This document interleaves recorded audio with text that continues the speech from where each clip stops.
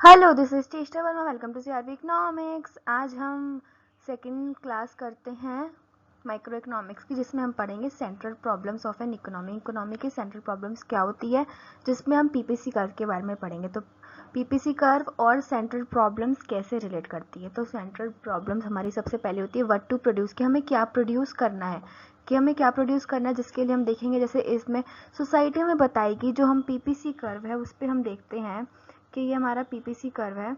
तो इस पे जो अलग अलग जो कॉम्बिनेशन होते हैं कि हमें इतने एप्पल्स प्रोड्यूस करने हैं और इतने बनानास प्रोड्यूस करने हैं, तो वो हम उसके अकॉर्डिंग देखेंगे कि हमें बनानास कितने। अब इस पे जो जो पॉइंट आएंगे हम उसके अकॉर्डिंगली प्रोड्यूस करेंगे। तो ये व्हाट टू प्रोड्यूस का आंसर हो जाएगा। उसके बाद हम बात करते हैं how to produce. How to produce मतलब हम कैसे प्रोड्यूस करेंगे। तो जो डिफरेंट पॉइंट्स हैं वो हमें बताएंगे, या तो हम लेबर इंटेंसिव को मेथड यूज़ करेंगे या फिर हम कैपिटल इंटेंसिव मेथड यूज़ करेंगे। तो बेसिकली हाउ टू प्रोड्यूस में दो मेथड होते हैं, एक तो लेबर इंटेंसिव और एक होता है कैपिटल इंटेंसिव। जैसे लेबर इंटेंसिव में हमारी लेबर ज़्यादा यूज़ होगी और कैपिटल इंटेंसिव में हमारी कैपिटल यानी कि मशीनरी और टेक्नोलॉजी यूज़ होगी, उसके थ्रू हम करेंगे। अगर हम एग्जांपल से समझ लें handloom versus powerloom for cloth production, या तो हम हैंडलूम में जाएंगे तो वो लेबर इंटेंसिव में आ जाएगा और पावरलूम में जाएंगे तो वो कैपिटल इंटेंसिव में आ जाएगा। तो ये तो हो गया टेक्निक ऑफ प्रोडक्शन, कि हमें प्रोडक्शन करना कैसे है।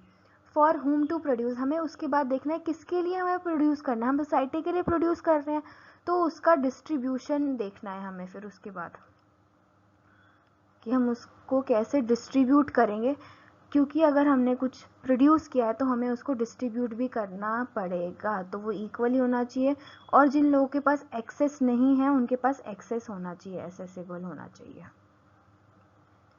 तो ये हो जाएगा for whom to produce. Basically it is concerns the distribution of final goods and services among different segments of society. It determines who will receive the output, कौन आउटपुट को रिसीव करेगा। तो हमारी तीन प्रॉब्लम्स आती है। सबसे पहले what to produce, how to produce and for whom to produce. ये तीनों बहुत इंपॉर्टेंट है। तो हम आगे देखते हैं। अब हम बात करते हैं टाइप्स ऑफ इकोनॉमी की। तो सबसे पहले हमारे पास आती है सेंट्रली प्लान्ड इकोनॉमी, और हम बोल सकते हैं इसको सोशलिस्ट इकोनॉमी, जिसका एग्जांपल है सोवियत यूनियन। तो बेसिकली अब हम इसमें देखते हैं यहाँ पे क्या होता है, गवर्नमेंट कंट्रोल करती है। जो डिसीजंस होंगे सारे वो कौन लेगी, गवर्नमेंट लेगी। तो यहाँ पे गवर्नमेंट डिसीजन लेती है सारे। और resources allocated for social welfare यहाँ पे होगा, क्योंकि गवर्नमेंट कंट्रोल करे तो यहाँ पे कोई प्रॉफिट मेकिंग नहीं है और इसमें रिस्क भी होता है और इनोवेशन भी कम होती है, लैक ऑफ इनोवेशन। फिर हम सेकेंड बात करते हैं मार्केट इकोनॉमी। मार्केट इकोनॉमी और हम इसको बोल सकते हैं कैपिटलिस्ट इकोनॉमी, जिसका एग्जांपल हो जाएगी यूएस। इसमें क्या होगा, यहाँ पे प्राइस गाइड करेगा कि हमें कितना प्रोडक्शन करना है या नहीं करना। तो इस मार्केट में क्या होता है, इस इकोनॉमी में क्या होता है कि जो बायर्स और सेलर्स है वो फ्रीली इंटरेक्ट करते हैं और यहाँ पे invisible hand of Adam Smith at work. अब यहाँ पे क्या होगा, इनइक्वालिटी होगी, क्योंकि बेसिकली प्राइस गाइड कर रहा है तो यहाँ पे इनइक्वालिटी होगी और मार्केट फेलर होने के भी चांसेस हैं। फिर उसके बाद हम थर्ड बात करते हैं मिक्स्ड इकोनॉमी की, जिसका एग्जांपल हमें पता है इंडिया है। यहाँ पे बेसिकली क्या होता है, गवर्नमेंट और प्राइस, ये दोनों चीज़ें होती हैं, यानी कि गवर्नमेंट और मार्केट दोनों एक साथ काम करती हैं। ये पब्लिक सेक्टर और प्राइवेट एंटरप्राइजेस दोनों के लिए वर्क करता है एंड मार्केट डिटरमाइन करता है सारे प्राइसेस। बेसिकली मार्केट कैसे डिटरमाइन करेगा कि ये जो डिमांड और सप्लाई पे जो जहाँ पे इंटरेक्ट करेगी वो मैं प्राइस ले लूँगी। तो ये प्राइस हो गया और ये इतना आउटपुट हो गया, ऐसे करके। तो जो डिमांड और ये सप्लाई कर्व हो गया, ये डिमांड कर्व हो गया। तो उस पर जो प्राइस आएगा वो डिटरमाइन होगा, तो वो मिक्स्ड इकोनॉमी के अंडर होगा। अब यहाँ पे क्या होगा, गवर्नमेंट करेक्ट्स मार्केट फेलर। यहाँ पे गवर्नमेंट जो है वो मार्केट फेलर अगर होता भी है तो उसको करेक्ट करते हैं। बस इस सिचुएशन में तो होता ही, क्योंकि यहाँ पे गवर्नमेंट का कोई रोल ही नहीं है, बट इसमें गवर्नमेंट का रोल है। ठीक है। नेक्स्ट हम बात कर रहे हैं पॉजिटिव एंड नॉर्मेटिव साइंस की। ठीक है। पॉजिटिव नॉर्मेटिव साइंस क्या होता है, ये बेसिकली टू डिफरेंट लेंसेज हैं इकोनॉमिक्स के, जिसमें जो कि हम देखते हैं। पॉजिटिव इकोनॉमिक्स किससे डील करता है, what is based on the facts and data, जो कि है एक्चुअल में। व्हाट इज यानी कि जो है अभी प्रेजेंट है। तो positive economics describes, explains and predicts economic events objectively without value judgements.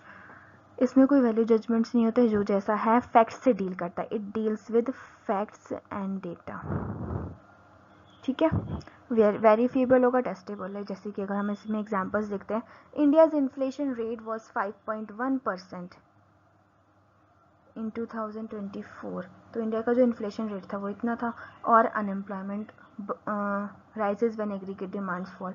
Basically यहाँ पे क्या है, ये डेटा की बात कर रहा है या फिर फैक्ट से डील कर रहा है। तो पॉजिटिव में जो चीज़ है वैसी की वैसी होगी, बट नॉर्मेटिव इकोनॉमिक्स हमें बताता है कि कैसा होना चाहिए, what ought to be, values और ओपिनियंस, कैसा हो सकता है। जैसे हम बोलते हैं ना कि मुझे इतना आज पढ़ना चाहिए था, तो चाहिए था जहाँ पे चाहिए आ जाएगा, तो वो नॉर्मेटिव इकोनॉमिक्स से डील करता है।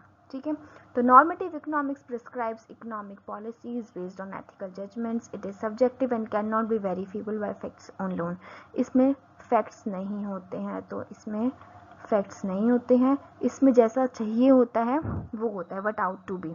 जैसे government should eliminate poverty, government को एलिमिनेट करनी चाहिए पॉवर्टी, और एजुकेशन पे खर्चा करना चाहिए। तो यहाँ पे हर चीज़ चाहिए, यानी कि ये चीज़ होनी चाहिए, शुड बी से डील करता है ये।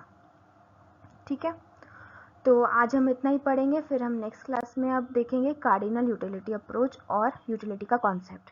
Thank you and stay tuned with me for more parts, and subscribe my channel and also share it with your friends. Thank you.